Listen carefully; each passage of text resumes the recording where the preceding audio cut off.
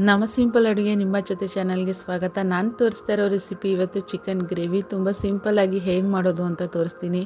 ಇದು ತುಂಬ ಟೇಸ್ಟಿಯಾಗಿರುತ್ತೆ, ತುಂಬ ಈಸಿಯಾಗಿ ಮಾಡ್ಕೊಬೋದು.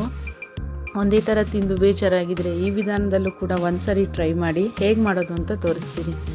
ನಾನು ಒಂದು ಕಡಾಯಿನ ಬಿಸಿ ಮಾಡೋಕ್ಕಿಟ್ಟು 1-2 ಸ್ಪೂನ್ ಎಣ್ಣೆ ಹಾಕ್ತಾಯಿದ್ದೀನಿ. ಮಸಾಲೆ ಹೇಗೆ ಮಾಡೋದು ಅಂತ ತೋರಿಸ್ತೀನಿ. 1 ಬೆಳ್ಳುಳ್ಳಿ ಫುಲ್ಲು, ಮತ್ತು ಒಂದು 3 ಪೀಸ್ ಅಷ್ಟು ಶುಂಠಿ, ಮತ್ತು ಒಂದು 4 ಲವಂಗ, ಒಂದು 3 ಪೀಸ್ ಚಕ್ಕೆ.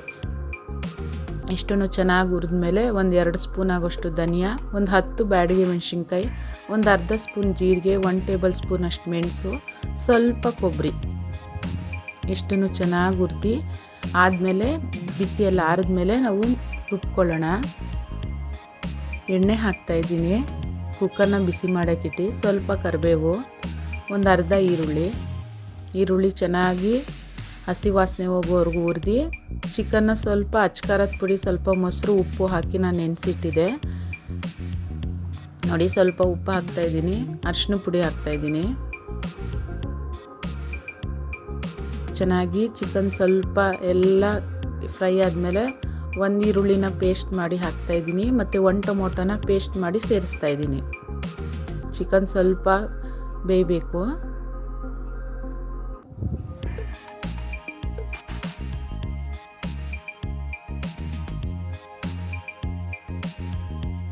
ಚಿಕನ್ ಸ್ವಲ್ಪ ಸ್ಮ್ಯಾಶ್ ಆದಮೇಲೆ ನಾನು ಮಸಾಲೆ ಹಾಕ್ತಾಯಿದ್ದೀನಿ. ಗ್ರೇವಿಗೆ ಎಷ್ಟು ನೀರು ಬೇಕೋ ಅಷ್ಟು ಮಾತ್ರ ಹಾಕಿ, ಸ್ವಲ್ಪ ಉಪ್ಪು ಹಾಕಿ ಕುದೀತಾ ಇರಬೇಕಾದ್ರೆ 2 ವಿಷಲ್ ಕೂಗಿಸಿದ್ರೆ ಚಿಕನ್ ಗ್ರೇವಿ ರೆಡಿ ಆಗುತ್ತೆ. ಕಲರ್ ಕೂಡ ಎಷ್ಟು ಚೆನ್ನಾಗಿ ಬಂದಿದೆ ನೋಡ್ತಾ ಇದ್ದೀರಾ. ಸ್ವಲ್ಪ ಕೊತ್ತಂಬರಿ ಸೊಪ್ಪು ಹಾಕ್ತಾಯಿದ್ದೀನಿ. ನಾನು ಸರ್ವ್ ಮಾಡಿ ತೋರಿಸ್ತಾ ಇದ್ದೀನಿ. ನೀವು ಕೂಡ ಈ ವಿಧಾನದಲ್ಲಿ ಒಂದು ಸರಿ ಟ್ರೈ ಮಾಡಿ. ಹೇಗಿತ್ತು ಅಂತ ಕಮೆಂಟ್ ಮಾಡಿ, ಶೇರ್ ಮಾಡಿ, ಸಬ್ಸ್ಕ್ರೈಬ್ ಮಾಡಿ. Thank you for watching.